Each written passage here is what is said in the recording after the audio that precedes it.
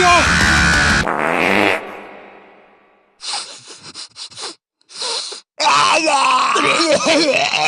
Teenagers. नहीं नहीं नहीं, ये वीडियो ऐसे स्टार्ट नहीं होगी। मुझे 9th क्लास में ही समझ में आ गया था कि मेरा मैथ्स में कुछ नहीं हो सकता। ओए सर, पागल हो गए हो क्या? मैथ्स में एबीसीडी कहाँ से आया? नहीं, मैं केस कर दूंगा आप पे। मेरा वकील किधर है? आयु बेटे, चुपचाप अपनी जगह पे बैठ जाओ, तुम्हारा कोई वकील नहीं है। अच्छा 2 मिनट रुको, अभी बुलाता हूँ। कर दिया मैंने मैसेज, आ रहा है। मैथ्स पर मुझे बचपन से ही भरोसा नहीं था। स्कूल यूनिफॉर्म में ना मेरी माँ ने मेरे को बचपन से बड़ी पहनाई है, और ऐसा भी नहीं कि 1-2 नंबर बड़ी, सीधे 4 या 5 नंबर बड़ी। स्कूल में जो बच्चे होमवर्क करके नहीं आते थे ना, वो मेरे अंदर आके ही छुपते थे। इतने बड़े कपड़े। छुपे रे भाई, बहुत जगह है यहाँ पे तो। अरे तुम दोनों। आप कौन हो? अरे मैं पापे हूँ। पापे? अब तू तो 4 दिन से लापता है ना, हमने बाहर तेरे पोस्टर्स देखे। 4 दिन? मुझे तो यहाँ पे 40 साल बीत चुके हैं। देखो इसकी यूनिफॉर्म के अंदर टाइम बहुत तेज चलता है। बाहर भले ही 4 दिन ही हुए होंगे, लेकिन यहाँ मैंने 40 साल जी लिए हैं। मैं जब अंदर आया था मैं भी तुम्हारे बराबर का ही था। माँ को देखे आज 40 साल हो चुके हैं। पापे 4 दिन से गायब है मेरा बच्चा, कुछ खाया होगा कि नहीं? मुझे याद है मैं बचपन में वो चौड़ा सा हुक वाला बस्ता लेके स्कूल जाता था, जो साला आते जाते गेटों में फंस जाता था। लेकिन इस बस्ते में एक बेस्ट बात तो थी यार, ये जो आइट साइड से एरोप्लेन के पंखे निकले हैं ना, ये इतना कूल डिजाइन पता है क्यों बनाया था? बच्चों के उड़ने के लिए। अब मुझे पता है तुम मेरे पे यकीन करोगे ही नहीं। रुको, चल कूद के बता। भाई पक्का नहीं कूद जा चुपचाप।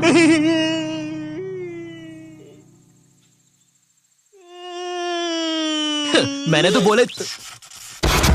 अरे बाप रे, अब तो लाइट चली जाएगी। मुझे अपना फोन चार्ज पे लगाना चाहिए। टीनेज में ना तुम्हें तुम्हारी इमेज की बहुत ज्यादा परवाह होती है, लेकिन तुम्हारे माँ बाप को उससे घंटा फर्क नहीं पड़ता। उनके लिए तुम अभी भी रात में छुप के सूखा बॉर्नविटा खाने वाले बंकू हो।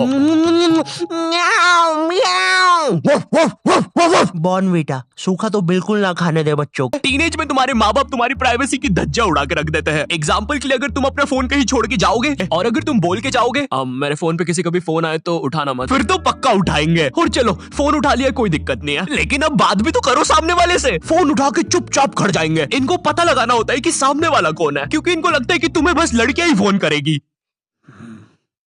हेलो, ये कौन लड़की फोन कर रही है तेरे को? अरे मम्मी आकाश है, ध्यान से सुनो। तो इसकी आवाज लड़की जैसी क्यों आ रही है?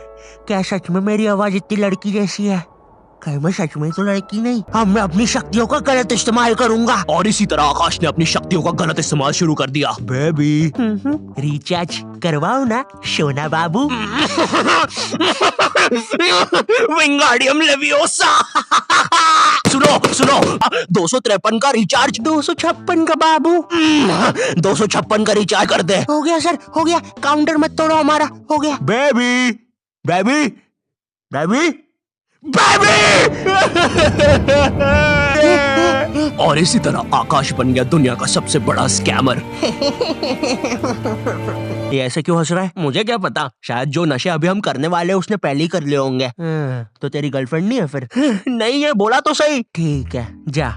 तुम अपने फोन में कोई भी फोटो अपने मम्मी पापा को दिखाने जाते हो तो ऐसा नहीं है कि चुपचाप देख ले, इनको चाहिए पूरा फोन अपने हाथ में। और जब तुम्हारा फोन माँ बाप के हाथ में जाता है ना, तो भाई ऐसी फटी में आती है ना, जैसे जब कोई अजनबी तुम्हारा फोन नहीं मांग लेता किसी काम से, और तुम्हें अंदर ही अंदर लग रहा होता है कि ये मेरा फोन लेके भाग जाएगा। तो अब तुम एक अजीब से पोज में रेडी रहते हो कि जैसे ये मेरा फोन लेके भागेगा मैं भी इसके पीछे भागूंगा। अरे ये नेटवर्क, अरे ये नेटवर्क ही नहीं आ रहा।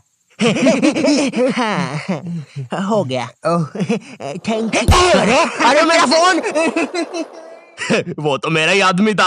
अब देखो तुम्हारे आसपास की संगति का ना तुम पर बहुत असर पड़ता है। ये चीज ना कार्टून्स में भी बहुत अच्छे से दिखाई है। तुमने डोरेमोन में कभी डेकिसुकी को नोबिता और डोरेमोन के पास 5 मिनट से भी ज्यादा कभी खड़ा हुआ देखा है? नहीं देखा है। उसको पता है कि अगर वो इस नीले गोटे और चिमकांडी चश्मिश के साथ 5 मिनट से भी ज्यादा रुका ना, तो पूरा जीवन मीचैन और शिजुका जैसी छोरियों के पीछे भागने में निकल जाएगा। लेकिन हमारा डेकिसुकी तो पढ़ लिख कर राजा बाबू बनने वाली फैमिली से आता है। इसकी फैमिली से एक और कैरेक्टर ले लो, अपना सिंचैन का कजामा। इसके ही मामू का लड़का है, वो भी एकदम चंट। इसलिए जब भी ये नीला गोटा और चिमकांडी चश्मिश दिखते हैं, डेकिसुकी निकल लेता है।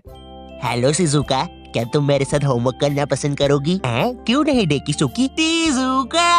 ओए शिजुका, क्या कर रही है? अरे नोबिता, मैं और डेकिसुकी अपना होमवर्क करने जा रहे थे। वैसे तो तेरी औकात के बाहर है, लेकिन क्या तुम भी हमारे साथ आओगे? रुको शिजुका, वो क्या है ना, मुझे मेरा बाप जो कि आज तक कभी शो में नहीं दिखाया है, उसका कुछ जरूरी काम आ गया है तो मुझे जाना होगा। Bye bye. अरे ये तो चला गया। कोई बात नहीं शिजुका, हम लोग भी कबाड़े वाले की दुकान से ही आ रहे थे ये रॉड लेके। इससे मैं उस जियान की दूंगा। खुद को समझता समझता क्या है साला? हाँ नोबिता, मारो जी आन को। अबे ओ नीले गोटे, ज्यादा हिले मत वरना फेंक दूंगा। नोबिता मैंने तुम्हें बोला ना ये मीचन ने कोई दूसरा बिल्ला है। चुप रहे यार डोरेमोन, सारी बिल्लियां एक ही होती है। और शिजुका आओ चलो मेरे घर चलते हैं, हम लोग फ्यूचर में जाके अपना फ्यूचर बर्बाद होते हुए देखेंगे। अरे वाह नोबिता, उसमें तो बड़ा मजा आएगा। मैंने कुकीज भी बनाई है। क्या यार शिजुका दिन भर कुकीज खाते रहती है, इतना मैदा खाएगी तो जियान की बहन जेको बन जाएगी। और मीचन जरा डोरेमोन का ध्यान रखना, वो गोदी में बैठने से ही मुंह देता है। नोबिता अब मैं ग्रुप स्टडीज करता था मेरे दोस्त बंटी के साथ। बंटी बहुत ही भंड बच्चा था पढ़ाई में, लेकिन बंटी ना उन बच्चों में से था जिनके पास कुछ स्पेशल पावर्स होती है। बंटी पास भी थी घूमी हुई चीजें ढूंढ निकालने की। क्लास में किसी की कटर या रबर घूम जाए, बंटी फर्स्ट चार्ट की पता लगा लेता है कि कहाँ पर है चीजें। वो 5 वाली डॉम्स की रबर तो बंटी सूंघ कर ही बता देता था। तुम लोग को आम बात लग रही होगी कि रबर ढूंढने में कौन सी बड़ी बात है, लेकिन मेरे दोस्त क्या तुम्हें पता है, अगर क्लासरूम में तुम्हारी रबर एक बार डेस्क से नीचे गिरी ना तो वो इतने टप्पे खाएगी, वो इतने टप्पे खाएगी, वो 50,000 बार पे खाती है और नाइजीरिया के किसी अनजान टापू पे चली जाती है। आम इंसान के बस की बात नहीं है क्लासरूम में रबर। ये हैप्पी शिनचैन म्यूजिक क्यों बज रहा है भाई यहाँ पे? इतनी अच्छी सुबह नहीं होती यहाँ पे। ये एडिटर किधर है? केरे सेमड़े, तेरे को बोला ना उल्टे सीधे म्यूजिक मत लगाया कर वीडियो में, समझ नहीं आती? प्लीज कोई पुलिस को भेजो, ये मुझे मोमबत्ती के चटके लगाता है। एग्जाम के एक दिन पहले बंटी और मैं साथ में ही पढ़ रहे थे। हम दोनों बहुत टेंशन में थे। मैं इसलिए टेंशन में था क्योंकि ट्रिग्नोमेट्री में जितनी तेज चीजें बदल रही थी उतनी तेज तो मेरी जिंदगी में इंसान भी नहीं बदलते। हे दोस्त, क्या तुम मुझे वो कप दे सकते हो? हाँ क्यों नहीं, 1 मिनट, ये लो। Thank you.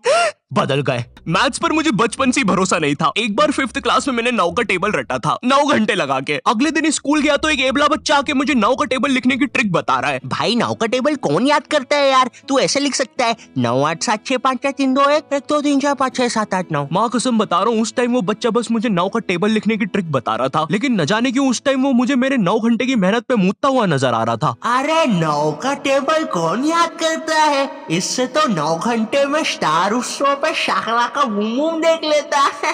और दूसरी तरफ बंटी है जो कि एग्जाम के दिन इस टेंशन में है कि उसको 5 रुपए की बूमर के साथ नरेश भैया ने हैप्पी हैप्पी स्टिकर्स नहीं दिए। क्या बात हो सकती है, नरेश भैया और मेरे तो संबंध भी अच्छे हैं। अरे ओ भंड इंसान, पढ़ाई कर ले वरना बाप मार मार के बूमर बना देगा। अबे उसमें मारने की क्या बात है, 2 मिनट रुक। ले बन गया बूमर, और बाप मेरा कुछ भी नहीं कर सकता। अभी बर्थडे पे साइकिल दिला रहे हैं, उनकी साइकिल पे बैठ के उनका ही घर छोड़ के भाग जाऊंगा। वैसे तुझे पता है, अगर तू ये नटराज का स्केल अपनी आंखों पे रखेगा तो तुझे एक अलग डायमेंशन दिखेगा। बस इसी चीज से मैं क्लासरूम की खुफिया जगह का पता लगाऊंगा, और जब पूरी क्लास लंच करने गई होगी तो मैं साक्षी को लेकर टाइम मशीन में बैठ के कहीं दूर भाग जाऊंगा।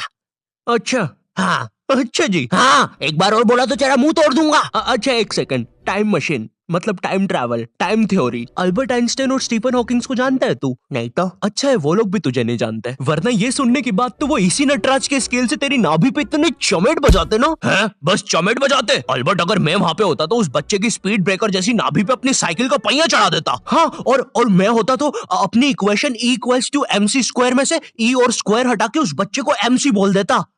सच में अल्बर्ट, तुझे पता है ना मैं तेरे इन्हीं बकवास जोक्स की वजह से पैरालाइज हुआ था। तू मान क्यों नहीं लेता कि तू बहुत ही अनफनी है? अच्छा ठीक है अल्बर्ट, मेरा वो मतलब नहीं था।